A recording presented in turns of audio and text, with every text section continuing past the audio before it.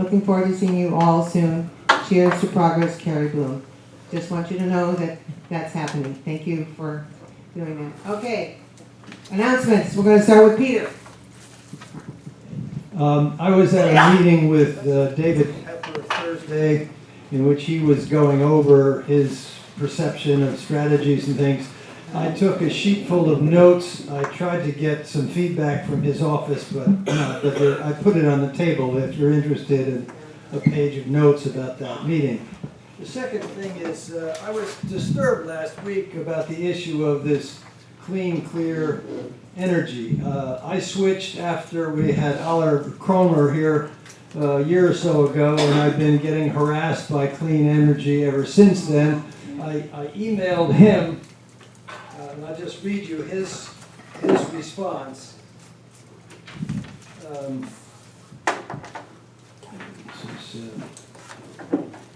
Yes, I always recommend staying with the aggregation program. Clean Choice Energy is, sorry, it's very small print here, is essentially the same product and costs more.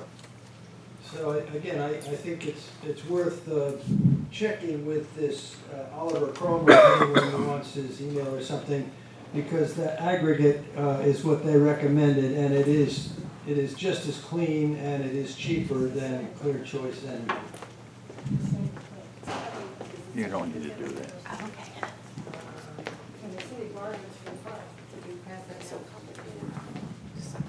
I have a question on, I think it's channel 12 CBS. Across the bottom it says something about the cable companies dumping them or something like that, and they want you to call a phone number. Anybody know anything about that? I wondered if that was because they're Sinclair News or something. Nobody knows about it?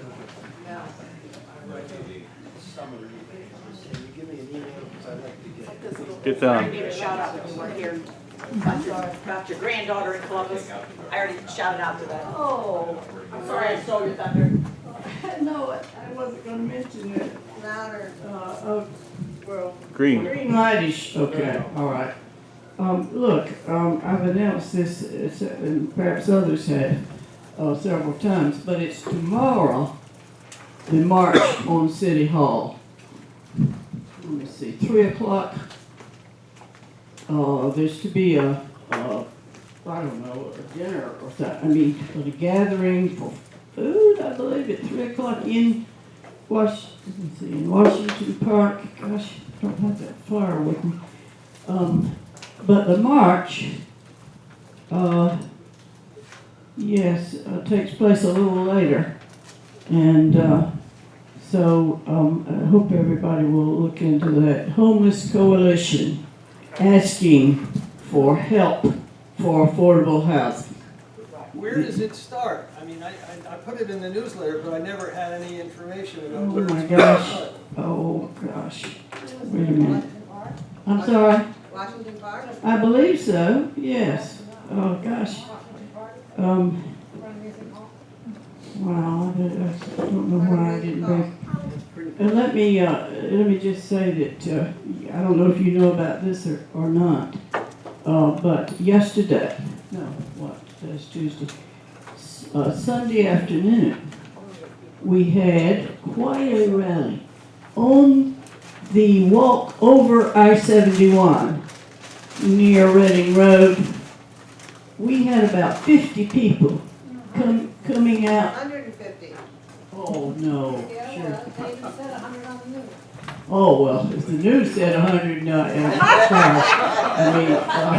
well, they're breaking down, thank God. They're breaking down. So have you already announced that, Doc? Told people that what happened? Anyway, we had groups, it was the best biracial event I've been to in a long time. A lot of people from Avondale, I believe. And Moms Demand Action. It had to do mainly with the shootings and all, but we covered everything, and I had on my anti-war cap and all that. So, it was quite a crowd, wasn't it? What was reported.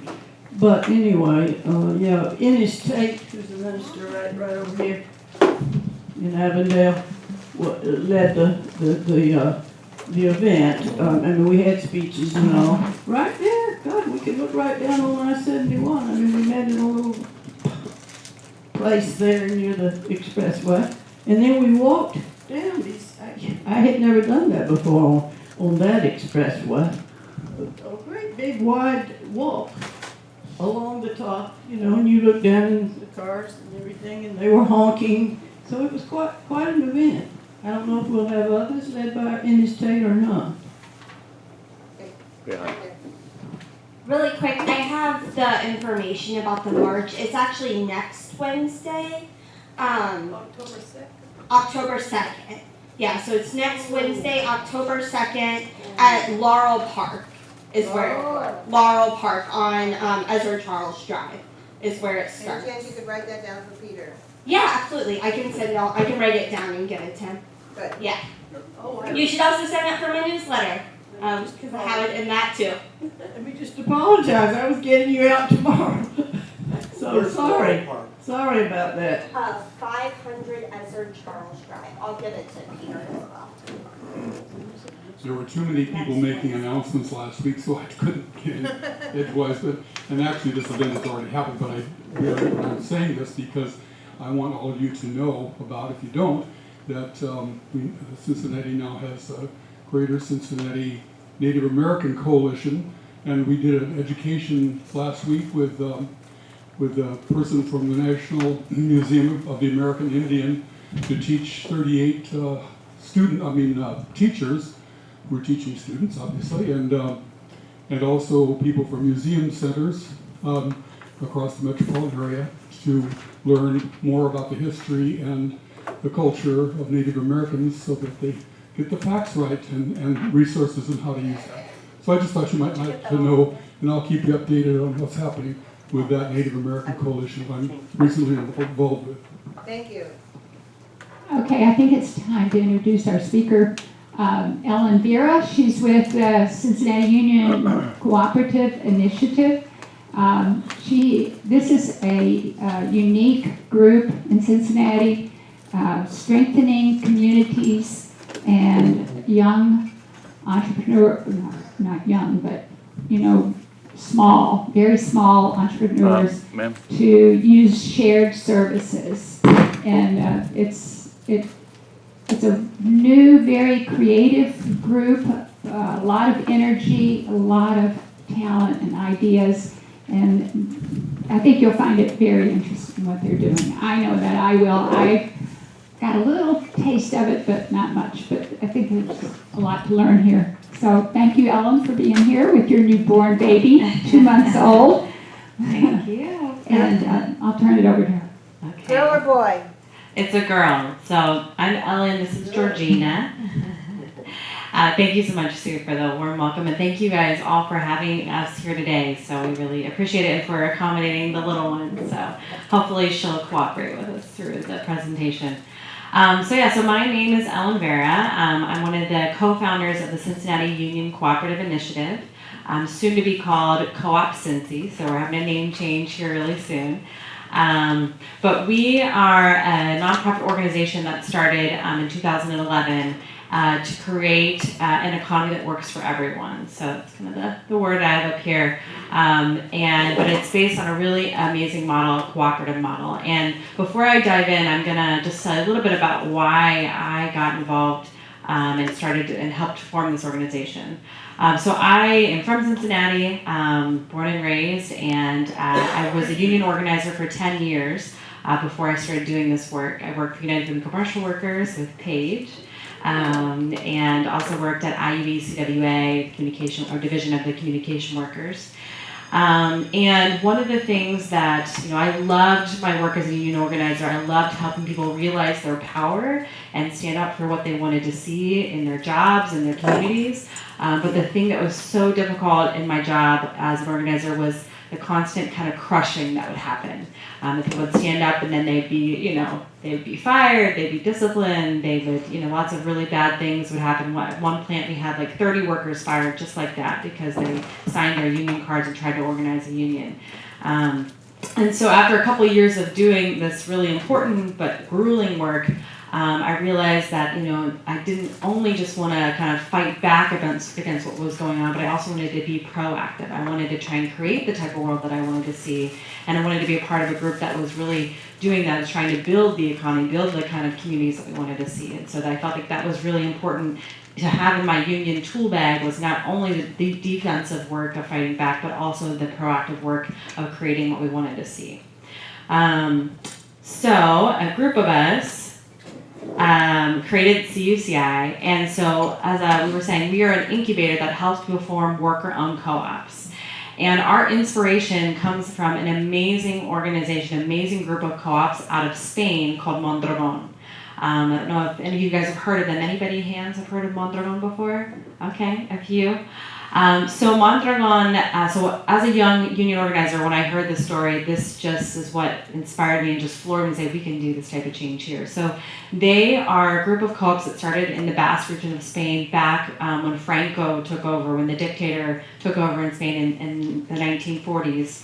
And in this small region of Spain, they fought against Franco, they fought against the dictator. And so they lost, obviously, and so he bombed out their cities, he cut them off to all forms of aid and infrastructure, and in this small little town called Mondragon, the people there was a Catholic priest that actually came after the war, who was from that area, and said, okay, we've got to get together, we've got to work together, otherwise we're all going to have to go other places, we have to rebuild, otherwise we're all going to have to kind of leave this place to be able to survive and support our families. And so they started doing soccer games, they started trying to just rebuild that social fabric of the community. And with about 10, he formed a technical school because he wanted to help the youth there really gain skills and be able to find good jobs. But all the while kind of teaching and educating folks about the importance of caring about your brother and sister and collaboratively working together to build a better world. And so in 1956, they formed their first cooperative business. So this is all kind of, economic democracy, forming these businesses. With just 5 people, they formed a kerosene stove co-op. And so from that first one, they just started forming co-op after co-op and anything that they needed. So it was a lot of it was in manufacturing, but they also did it in grocery, in farming, and anything that they really needed to, in their society. And within about 25 to 30 years, they went from like 70% unemployment and poverty to full employment in the region. And this co-op now has grown to multiple co-ops and has over 80,000 people employed in Spain and kind of around the world. They're all over the world now. And so just an amazing model where these people are owning their own businesses. I was there a few years ago, and you walk through some of their towns and you don't see, mansions in the hills, but you also don't see poor people on the streets. And so it's just an amazing, resilient, even with the economic downturns and everything, even though in Spain, when we had 2007, 2008 recession, they were at only 5% unemployment, even though the rest of Spain was at 30% unemployment, because they've really just created this vibrant their own economy, their own local economy. So that is what inspired us all. That's what kind of got us going. In 2009, the Steelworkers Union made an agreement with Mondragon to start forming these co-ops in the U.S. And so a group of us got really pumped about that. And so we've got to bring this energy to Cincinnati because this is exactly the type of thing that we need. So what is a worker co-op? So this is a quick definition, but it's a value-driven business that puts workers and community benefit at the core of its purpose. So 2 things that are central to co-ops: the workers own their business and they participate in that financial success based on the labor that they contribute to the co-op. So, if they are doing the work, if they're making profits, it's shared amongst all the workers, not just a small group of people at the very top of the organization like we have so typically in most of our businesses, right? And that it really is one worker, one vote. It really is economic democracy, that they decide who the board of directors is, who their leaders are. So that's what a worker co-op is. So what are some of the benefits of worker co-ops? So they are typically, the businesses live longer, so having people really truly engaged in the business are typically there after 5 years. Most startup businesses after 5 years, about 62% or about 35% of them only are actually still in business, but 62% of co-ops are actually still in business. And it just shows kind of that difference when people are truly engaged, they can help these new organizations continue to thrive. They're also, by us, spending on, buying from local businesses, you guys probably you hear all the time, more money gets put back into our community and it helps make our community stronger. So those are some really important reasons why worker cooperative businesses are really important. I'm sorry, this slide got a little messed up, but just talks about what does our organization do. So we help people, we have something called Co-op U, where it's a 12-week co-op development course, like a business kind of boot camp, where we help people go through from start to finish from a business idea to create an actual, test their idea, create an actual business plan, and see if it's feasible. So we do that. We also help connect existing businesses to different resources, and then we help to actually build. So you can, even once you create a worker-owned business, you actually have to build that culture so that we actually are practicing democracy within the organization. So who do we work with? We work with groups and individuals and organizations that are looking to transform these worker-owned businesses, but also we have a group of existing co-ops and helping them to kind of thrive. So those are some of the folks that we work with. So like I was saying, we have that 12-week co-op development course. So one of our strategies is to start new businesses, and I'll go through, we've got a whole bunch that we've started to date. We do technical assistance with them too. So as they're forming their business, we help kind of go through, whatever challenges they have in terms of trying to make their business thrive. We also have a loan fund. We actually worked with Christ Church and got a small loan fund here locally, but also tapped into national dollars to help people capitalize these worker-owned businesses. The other thing that's really important that I hope a lot of you in the room can spread the word about is, our vision is to make a really big difference here, right? Like if we actually had people owning their businesses, not offshoring happening, not having a small group of folks kind of pulling the profits, and the rest of us, having kind of the crumbs, we could have a very different type of society, right? But what's the biggest opportunity for that? So right now you guys probably know this very well, but we're kind of, people call it a silver tsunami. So we have all these baby boomers that are retiring that actually own businesses, and 2/3 of them don't actually have a succession plan. They don't know kind of what's going to happen, 80% of them are at risk of shutting down because they don't have a plan. And so one of the things that we're trying to do is to actually talk to baby boomers, talk to people who are retiring and say, have you ever considered actually selling to your workers? Have you ever considered that the folks who are working right now in your business, have the biggest incentive to keep that business thriving and moving forward? And so, we can help actually that transition happen. So if you know any folks who actually own businesses who aren't really sure that maybe their son or daughter aren't really interested in taking it over because they've gone a different career path, this is an option that many people don't know about, that they could actually kind of preserve that business, preserve their legacy by selling it to their workers there, and we help them walk through each of the steps around that. So some of the things that we do there is we help them kind of understand what the value of their business might be, what's a fair price, then kind of do a feasibility study, help them plan, and then actually again kind of help them build that culture. So how do people go from a worker mentality to an owner mentality, a worker-owner mentality? As I was saying before, so we also support our existing cooperative businesses. So our vision, so one of the things that made this area of Spain, do so well is because all these businesses were connected in a network. So it wasn't just one small democratically run, business by itself, but it was actually multiple that then could, in a downturn, for example, they can move workers from one business to another. If one's not doing well, they can transfer over to another business. They can buy from one another. They can share each other's learning. So that's what's made them really resilient. So that is exactly kind of the type of ecosystem we're working to create here. So with each of our co-ops, we do culture building. We help them understand their financials because it can be really complicated to, kind of think through what is a profit and loss? What does a balance sheet mean? So we help with those types of things and help them kind of, think through how they're going to grow. So here is our network to date. These are the different co-ops and things that we've worked on to date. I'm going to kind of go into each of these different things that we've been working on. So some of you, has anybody heard of Our Harvest Cooperative? Cool. Yeah, so Our Harvest is the first co-op that we created back in 2012. It is a worker-owned farm and distribution center for local food. And I don't know how many of you guys know, kind of on the corner of Winton and North Bend Road up in College Hill, but there's a 30-acre farm there. Anybody seen that before? Yeah. So it's pretty amazing. It's the last big farm within our city limits. Over 100 years old. It's been 3 generations in this family. And Our Harvest has done just an amazing job of the farmer there. He's almost 80 now. And so the farm is kind of becoming more and more dilapidated. And so Our Harvest has really helped to bring this farm back to life. And so they serve over 200 families throughout the city who get a weekly harvest box is what it's called, but it's a CSA. People heard of a CSA before?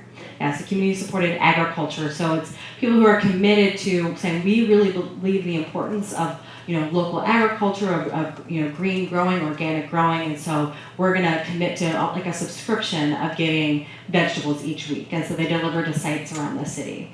So this is an amazing group of folks. They've just learned so much. They were our first co-op, so they were kind of our guinea pig, and we've done everything in the book wrong with them, but they've done an amazing job. But they've been struggling a lot under a lot of debt, and so right now they're working to try and refinance that debt, and are hoping that they can do that, and kind of looking to community members to support them as well. So, but they're pretty amazing. Sustainergy is the second co-op that we created. They do home insulation and kind of energy retrofits and kind of all in the kind of green energy industry. So they have been going gangbusters since about 1.5 years, and they've been really profitable. And so they actually go out to homes of homeowners. They go and a lot of times if the homeowner requests, they'll do like an infrared camera, they'll do blower door tests, and they'll see, how could your home be more energy efficient. And a lot of times people think of are really excited about solar panels or replacing their windows, but the biggest bang for your buck is to get to have really good insulation in your house. That's the quickest return on investment. It's usually about 2 to 3 years if you improve your insulation. So they help folks do that piece. They're also starting to look to get into solar, so hopefully in the near future you guys will be hearing about that. But they're started up by an immigrant from Peru, who's actually my husband, and they've just been doing it awesome. Yeah, so her dad, but they've been doing a wonderful job, and they've got a really great team there. So that's one of them. And all these folks, I got a few flyers for each of these folks, that if you're ever interested, if you ever need some of these different products, please look them up, because they do a great job and they treat their workers really well, and are really trying to kind of help reshape our economy. Another one that we've helped to start and support is renting partnerships. So many of you guys have probably heard about our affordable housing crisis that's going on in the city right now. It's really bad, right? Lots of gentrification. So this model has been tried and tested for over 15 years. Margie and Carol actually were some of the founders of Cornerstone. Have anybody heard of Cornerstone here? So they helped kind of develop that model. Now they've kind of moved on and wanted to make this model available to folks nationwide, and have a house in Avondale that they're working on. They've got 2 houses that they're running right now. But it's a really amazing model. So it's a nonprofit, but it uses the concepts of ownership, of collaborative ownership. And so what people can do is that they're able to, so it's renting, but people are able to earn equity as they rent. And why they're able to do it is because people come to a monthly meeting, they agree to pay their rent on time, and then they also commit to doing some kind of task to keep up the apartment buildings while they live there. And as a result, this management style of being really participatory, where they're really engaged and involved, we're able to really keep the turnover rate down a whole lot. So folks here stay, usually at least they have to commit to 5 years, and lots of them stay even longer than that. And so typically in lower income housing, you have turnover rates that's like every 2 years you're turning over these apartments, but theirs are, at least double that. And so that savings that they're able to create by them putting kind of some sweat equity in, we're able to actually get that back to the individuals. And so after 5 years, people are earning at least $4,000. They have credits that they earn from all the different tasks that they do, and they're able to use that maybe for a down payment on a car or whatever they want it for. They can do whatever they want with that money. But this is kind of an amazing way to make it affordable. So the rents are usually about 30% less than what the market is. And so, for example, right now I think their apartments are about $600 for like a 2-bedroom apartment. So pretty amazing. This one is Apple Street Market. So I don't know, some of you guys, if anybody heard of Apple Street? Yeah? Okay, great. This one's been in the news a lot lately. So Apple Street's been a project that's been going on for 6 years. When the Save-A-Lot closed down in Northside, the community came to CUCI and said, can you please help us? We've tried to talk to Kroger's, we've tried to talk to all these bigger companies, these big box stores. Nobody wants to keep us from being a food desert. And so we were hesitant in the beginning because grocery stores are so difficult. But we did a really in-depth feasibility study. We went and talked to a group out in Philadelphia and worked with them very closely, who's come up with a very profitable model. Has anybody heard of ShopRite in Philadelphia? So there's a group of ShopRite stores that have really figured out how to make grocery stores work in food deserts. And so we've kind of taken that model and developed this store in Northside where the old Save-A-Lot was. And some of you may remember back in 2017, the Cincinnati City Council approved $515,000 to go to our Community Development Corporation to actually buy the store. Unfortunately, we were doing really well. We were almost there. The funding package was almost all together at the beginning of this year. But because of the tax reform that had happened, a lot of these, so we have new market tax credits that are kind of like the credits that we get if you make a donation to any nonprofit, you kind of can get a tax write-off, right, for individuals. Well, banks and other corporations can do the same thing through something called new market tax credits. And with the new tax bill that came through, it made it so the tax liability on big banks and big businesses, not surprising, right, went down a whole lot. And so they didn't need to invest as much in these credits and do these kind of philanthropic things. So unfortunately, this adjustment into effect at the beginning of this year was as they were doing their taxes. And so our investor, which was PNC Bank, realized that they had overinvested in these credits and so pulled out right as we were about to be breaking ground. So super frustrating. So at that point, we kind of took it back to the community and said, okay, do we want to keep going on this project? We've been doing this for so long. We understand this has been so challenging.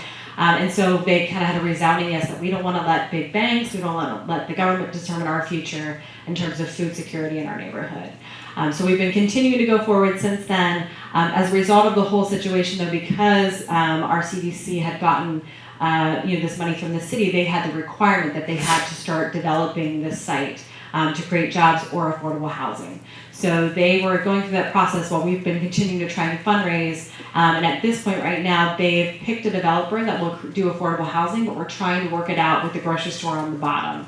And so we've been doing a lot of fundraising around that. So there's lots of positive there, but unfortunately, we'll have to see, because right now the cost for the project would be about $1 million more than what it was, and we're like, we don't know if our community can support that. So we're trying to do negotiations right now with the developer around who's going to have to pay for that cost, and hopefully we'll be able to help the community get this grocery store so that it's no longer a food desert in Northside and South Cumminsville and the surrounding area. So this one's kind of to be determined. But we probably, depending what happens, we may have little action alerts of what we need people to do to help put pressure potentially on a developer or the CDC. So there's that one.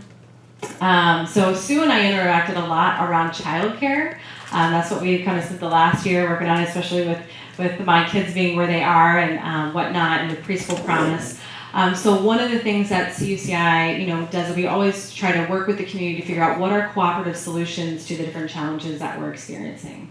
And so this co-op called CareShare just launched back in June. And so it's to try and figure out a better way to do childcare in which the caregivers are paid a living wage and the families are getting the customized care that they need. So the typical caregiver in childcare is making $9 to $10 an hour, even though it's one of the expectations in terms of education are one of the highest. It's one of the most highly regulated fields. And so, this is just, it's like poverty wages for taking care of our kids when they're in their most kind of important, kind of vulnerable, and kind of, their minds are developing the most from 0 to 3, in their lifetime. So it's just this crazy, juxtaposition where we should be investing tons of money as a society into the system, but we're not. So when I was going through like my first time of having a child, this is my second, but it's as many of you probably know, if your kids are going through this, it's very overwhelming to try and kind of figure out one, just how to have a baby, but then what happens after that. And one of the biggest things that's very challenging is childcare. So this one kind of actually came out of my experience when I was when I got pregnant. All my friends were like, "We better go put your name on all the lists right now, because if you don't, you're not going to get in." And so a lot of these childcare centers that are very highly rated, it's like a 1.5 to 2 year long waiting list to even get in. And you're like, well, wait a second, this kid's going to be here, in 9 months. So it's a really, challenging thing. So, my husband and I went around, put our money down, $50 here, $75 here, just to reserve our spots, even though we never knew who would get in. And at the same time, people are making these poverty wages, and parents are paying, at least for us, it was a fortune. It's a lot of money, right? So what we came up with, a group of friends and neighbors, so what if we paid the same amount we were paying to a childcare center, but instead of paying for the rent and for the overhead and utilities and all those things, what if we paid it directly to the individual? And so what this co-op is doing is it's helping bring together groups of 3 to 4 families to care for their kids in one of their houses, so to have a nanny or a nanny share. And so each of the families pay $7 per hour per child, and then our caregiver is able to earn between $15 and $20 an hour. And so, obviously we'd like to pay them $1 million an hour because they're doing such amazing work, but at the very, at least we can be like, we're paying at least 60% more than what's being paid in the market. So we've been having a pilot that's been going on for the past 2 years, and we just now have opened, we just hired a CEO in June. She has over 35 years of experience running child care centers, and we're right now looking to recruit additional families. We've got a whole bunch of caregivers who are like chomping at the bit, ready to start caring for kids. But so we'd love for folks to just spread the word. If you know anybody who's looking for childcare, please let people know that this resource exists. And I've got some flyers here if anybody wants any. Because we think a lot of times people just don't realize that there's other ways that this could be done. And there's one more that's not on here before I just talk a little bit about kind of what we've been able to do. Is the last co-op that has started that just is launching right now is a cleaning co-op. It's called the Cincinnati Cleaning Cooperative, and it's being started by a group of Guatemalan immigrants who are wanting to have more control over their own work. A lot of them have done cleaning and don't get paid very well, and so they, for the past, since about December this year, have been working very closely, coming together on a weekly basis to form their own cleaning cooperative. And so it's just an amazing dynamic group of folks who are saying, you know what, I want to make a better life for my family here. I want to be able to be treated better in my work. And so right now they're doing test houses in terms of cleaning people's houses, but they are really interested. They're going to be probably launching the next month or so of just cleaning houses around the city. So if anybody needs a cleaning service, you should look them up, because they're just a wonderful group of folks and just trying to make a better life for themselves and do a great job.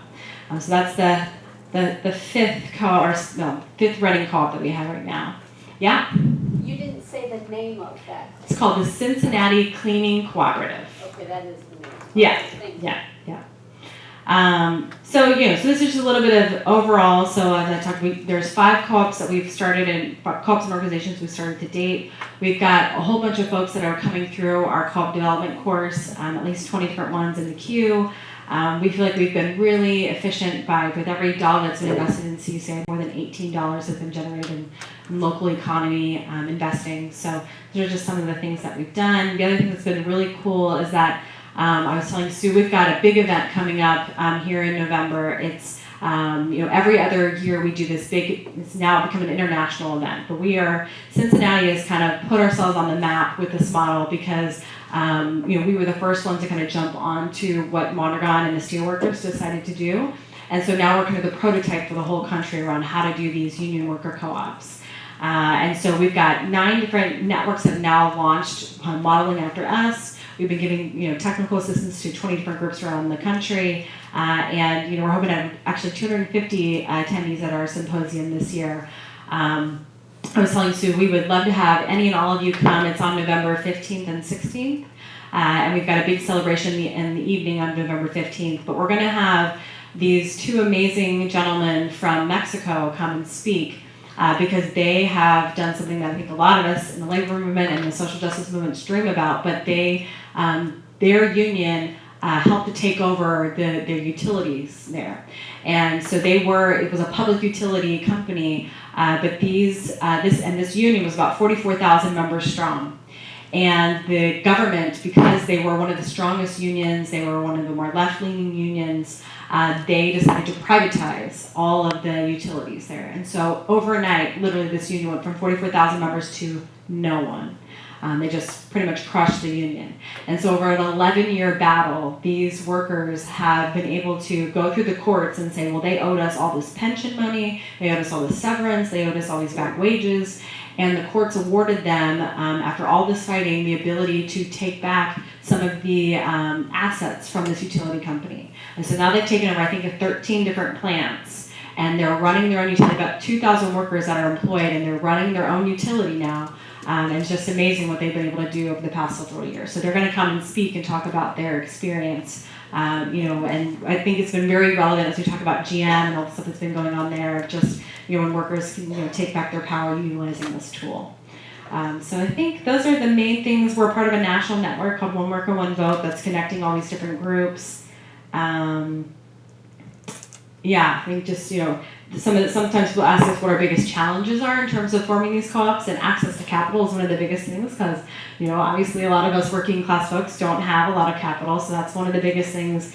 Building business acumen with folks, so like I was saying, going from that mentality of, hey, I go in and I know how to do my work, but what does that mean for the broader picture of the business? What does that mean for the finances? That type of piece that's not something we're often trained in.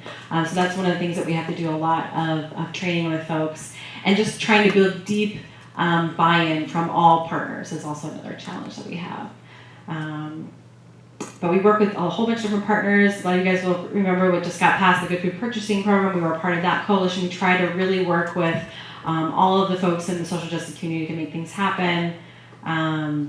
We did a big report to try and help people understand how we could pay living wages in child care.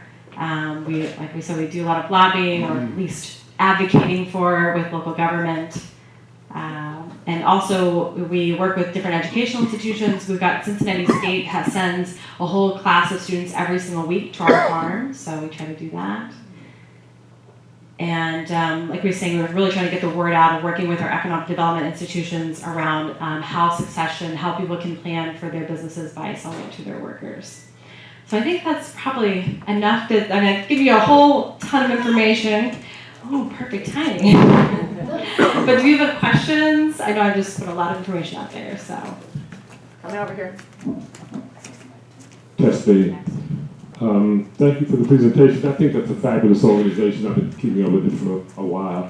I also think the whole cooperative approach is excellent. It demonstrates that there are other ways than capitalism to incentivize behavior and to help people survive. I think capitalism tends to concentrate wealth. Cooperative approaches tend to distribute it. And in my head, that defines democracy. It's like democracy is a distribution of power. Yes. That's exactly what it is as I see it. So rats and roaches are stuck with supply and demand. We could do better. He looks like his daddy. Let's see, a question. The grocery store, it took in some investments from community folks. What's happening to the community folks' investments who bought shares? Yeah, so we're still working really hard to make it happen. So people, we will have raised probably close to $1 million total from community and some philanthropic donors. And so right now, so in this phase, it's like I said, this has been a 6-year project, right? So some of that we've spent almost $500,000 in terms of pre-development of getting working with architects and doing the plans for the building and all that, and paying for project management. But the additional $1 million that we've been raising since then, we've been putting 75% of that into escrow, and only 25% has been available to try and protect that money until the project is a full go. So if it ends up not going forward, we'll give at least that 75% back to the community owners. If it ends up going forward, then that money will get invested to making the store happen. And then as the store, becomes profitable, then people could, if they ever wanted to leave or whatever, they could get their share money back. And then the loans will be paid back, over time as long as the project goes forward. Thank you. Mm-hmm. Amazing and wonderful. I'm just thrilled. Thank you. I had no idea there was an organization like this. I hope that there are people, funders that are underwriting your efforts. So that We've got some, but we need more, so if you know any, let us know. Just fantastic. The first time I heard about it was on a documentary about a co-op of a factory in Argentina. And, basically the company went under and they had to do that in order to survive. But I just always wondered how organizations like this could be formed here. So you provide an amazing solution. Obviously you're doing that. You're providing that across the country. So brava, brava, brava. Oh, thank you so much.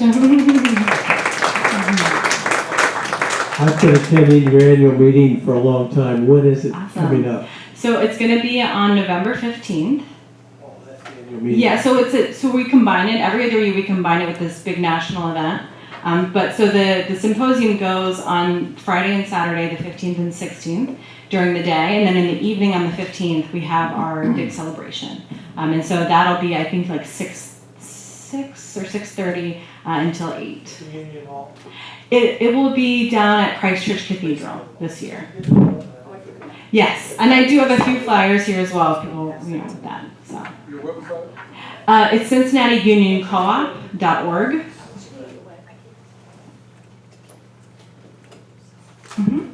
This is small, I don't even need the mic. When are you changing to the name to Co-op Cincy?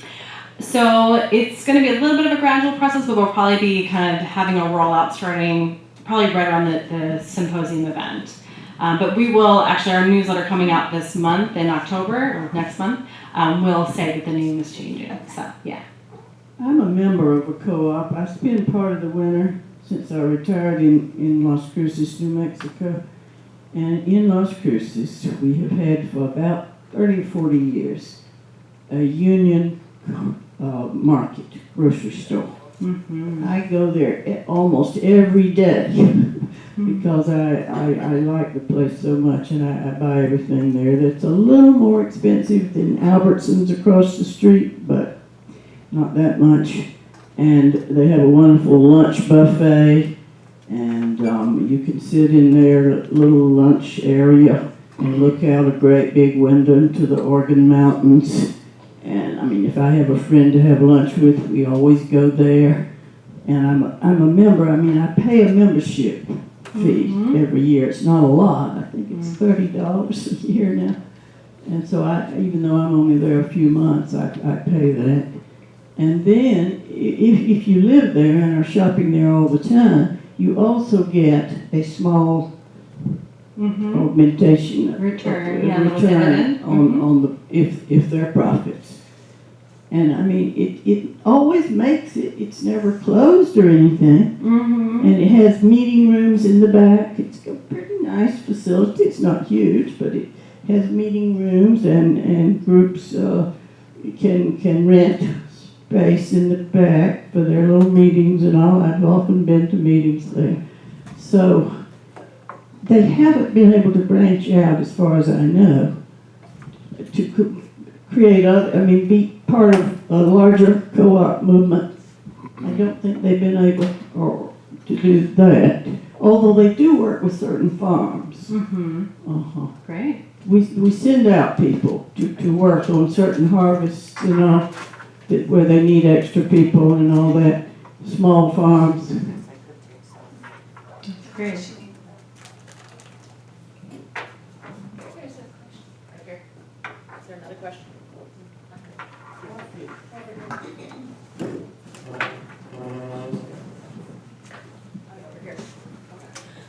I was just curious, when we're talking about childcare, early childhood education, or education in general, how much discussion is there of the feminization of labor and how the underpayment of women, especially in teaching, is part of that? Yeah, so we did a 270 page, I think, report, kind of all about, you know, the importance of having living wages in the industry. We did talk about that some in there. I mean, I think that's, you're right on. I mean, it's, you know, it's definitely been women's work, and so it's been undervalued, underpaid. You know, at one point we almost had universal childcare, but you know, again, probably a lot of that goes back to, well, we don't want women in the workforce, so we're not going to spend money on that. So yeah, I mean, I think it's definitely a problem. I think that the child care co-op is going to be predominantly women of color that are working in that, and that's one of the reasons why it's so important that we figure out a better way, and that's what we're doing, is to say, if we can come together and pay better wages, you know, it makes a huge difference. So I know, like, our caregiver, she's from Honduras, and so, you know, she was working cleaning, she was working third shift, so she wasn't able to be with her 3-year-old daughter really ever. And now, you know, she's making this part of it. Now she's making $17.50 an hour, able to send money back to Honduras to help build a home for her family. Just, you know, it just makes a huge difference. So, Wonderful. Yeah. Just a statement and a question. Yeah. I heard a gentleman talk on TED Talk. He actually bought, I believe it was a craft factory that was going under, cleaned it up, and the employees who worked there that was going to lose their job actually paid in and they bought it, and it became Chobani yogurt. Yeah. So I have a question, but please buy Chobani yogurt. And the other thing, I looked at your share for children. There is quite a need actually for elderly. Do you have anyone who would, maybe 3 or 4 people once again, who would take in the elderly that are fragile? They shouldn't be left alone, but they don't want to go to senior citizens and sit there all day. Is there anything like that available? So we've definitely talked about this because we feel like it's so applicable. We haven't like really dug into that side of the sector yet. I think we would be super interested in it. My grandma's 92 and we've thought about it even just like for her. But yeah, I think it's really interesting to think about because again, like home healthcare aides are also paid nothing. And it's so important. We've got so many people that are aging that need that. So I think that that's something that is definitely on our minds. And if there was a group of people that really wanted to dig into it more, we would be super excited to help with that. This is like a dream come true, but I'm just wondering, I know there's a very class-conscious corporate organization in Cincinnati. I'm surprised if they haven't been scared to death by you and you haven't gotten any kind of pushback from people who are sort of saying, wow, this is a really scary idea. Yeah, you know, we definitely haven't had any like formal, I would say, attack or anything like that. I do think that sometimes our challenges in terms of fundraising probably come from that. I mean, that's my hypothesis at least, is that, you know, we... Capital by capitalist. Right. So I think that that's definitely where it shows its face. Yeah. I have a little bit of back history and a question about whether you can protect yourself. In the 70s, I was a very strong part of the Food for People not-for-profit co-op movement in Michigan, and we had established a rather large food co-op where we were able to buy grains and beans and vegetables and bread from bread co-ops and tofu from a co-op that made the tofu specifically for us. And we were able to provide 7 food groups under the cost for which we bought them. That means we provided the beans for less than we paid for them, the rice for less than we paid for them, so that there would be human beings that could buy probably for $7 a week from our shop enough food to live on for the entire week. That's amazing. And we were able to flourish, as were many other co-ops. However, and this is where I'm going for you, to see if you may be able to get an intellectual property protection for your co-ops, because we were put out of business by Myers, Walmart, and several others that quickly saw that our concept of providing bulk, because everything that we had in the co-op was provided by bulk. You went in and you bagged your own beans, you bagged your own rice, etc. You even had to have your own glass to get your honey. I mean, there was nothing prepackaged except for some high-priced fancy items, and they brought in a lot of extra money. But we were, as were most other food co-ops, we were driven out of business by the big food supply chains that realized, oh, people want to buy this in bulk. And so they started doing that. We had not been savvy enough to realize that we could have hired a lawyer and from the beginning and protected that as intellectual property. And that you might want to check into putting a patent on some of these and protecting it intellectually so that it can't be taken away from you. That's very helpful and smart. Thank you for sharing that. And I know we It's a great idea. Yeah. It's wonderful. Yeah, no, I think that's something we've talked about in the past. We probably do need to look into it more, because I agree with you. Like, it's only a matter of time. If we, things start getting really, really successful, it's only a matter of time, right? They will try to grab it. But what I would say too is that's why it's also so important that we're so allied with the labor movement, with our social justice movements, because even with that, there was actually a thriving co-ops, about over 100 different co-ops that were created within 10 years back in like 1890. Right around the 1890s, and through the Knights of Labor, and they got so successful that then the capitalists and businesses got so threatened that they crushed them within just a few years. They put a boycott on them. They wouldn't transport their goods. It was really, really intense at that point, and there was also some economic downturns, but it's a very smart warning, so thank you. Was that here in Cincinnati?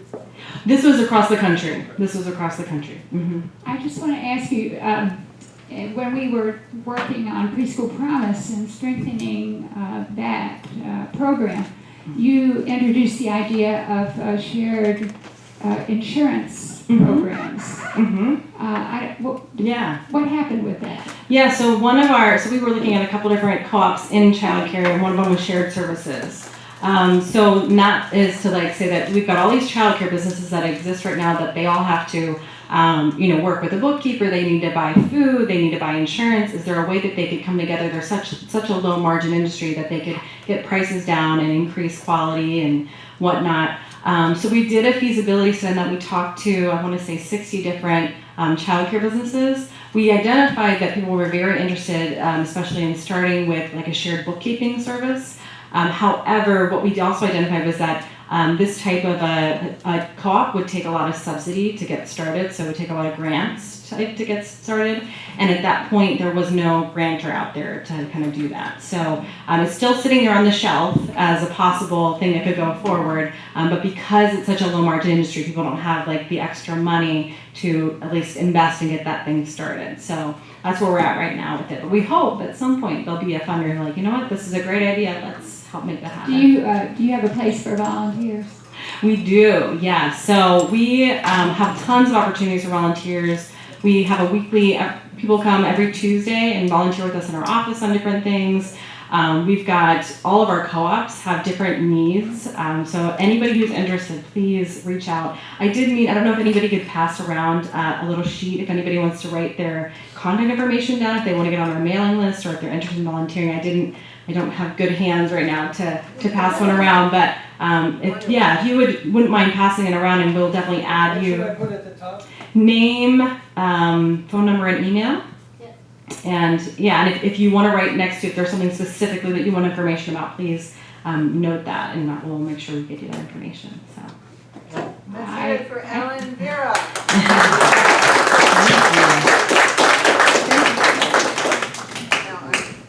I want you to know that my brother Stanley makes a video. I have forgotten to mention that we do have Kennedy signs. And he is from Municipal Court 4, and that is Hyde Park, Oakley, Mount Lookout. You see those Kennedy signs for Judge? Anybody live in those He's also places? Anderson. Hyde Park, Oakley, Mount Lookout, those places. And Anderson. And Anderson. So we're looking for homes for the yard signs. And you're going to take home that article on on school privatization that's very troubling to people. That's a big issue for us. Now next week, Yeah. Next week, we're going to have a candidate for Hamilton County Prosecutor. That's going to be Gabe Davis.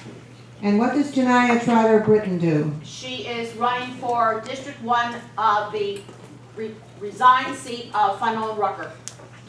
Okay, so That's next just week, a recent addition to the judicial slate. so we're trying to fit in these last people before the election so you get to know who they are. So we're trying to get, it's in the process of happening. We're going to have a great week next week with Gabe Davis and Janiyah Trotter Britton. And the week after that, it's going to be Nikki Foster for District 1. It's currently with Steve Shabbat. So we've got good things coming up. Come on back. We've got good lunches for you. If you want to sign up for the lunch, please sign up in the back. Sign up with Carol, and if you signed out a packet of 50 postcards, please return them by next Tuesday so we can label them and get them out to citizens in Cincinnati. Thank you very much. Question? What's Judge Rucker gonna do now? Anybody know? Rest. He runs for prosecutor. What's the question? He's joining a law What's firm? Rucker gonna do? He runs for Oh, prosecutor or that's something.